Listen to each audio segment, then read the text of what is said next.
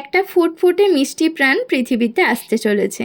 সেই উপলক্ষে একটা দিদি ভাই এই কেকটা আমার কাছ থেকে অর্ডার করেছিলেন। কেকটা ছিল 1 পাউন্ডের মধ্যে ইনসাইড বাটারস্কচ ফ্লেভারের এগলেস একটা কেক। ডিজাইনের ক্ষেত্রে সেরকমভাবে দিদির কোনো রিকোয়ারমেন্ট ছিল না, শুধু একটা কথাই বলে দিয়েছিল কেকের মধ্যে যেন কোনো রকম ফন্ডেন্ট ইউজ না থাকে। তো আমি সেই কথাটা মাথায় রেখে একটা সুন্দর ডিজাইন ক্রিয়েট করার চেষ্টা করেছি। কেকটা প্রথমে ভালোভাবে বেস ফিনিশিংটা কমপ্লিট করে নিয়েছি, কারণ যে কোনো কেকের ক্ষেত্রেই ফাইনাল লুকটা প্রমিনেন্ট হওয়ার জন্য একটা প্রপার বেস ফিনিশিংয়ের কিন্তু প্রয়োজন।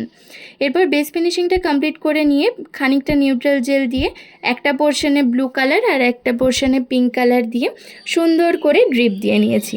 মিডিলের ডিভাইডারটা যাতে ভালোভাবে বোঝা যায় সেই কারণে কয়েকটা রোজেট বানিয়ে আর এরকম ব্লু কালার আর পিঙ্ক কালারের চকলেট ইউজ করেছি।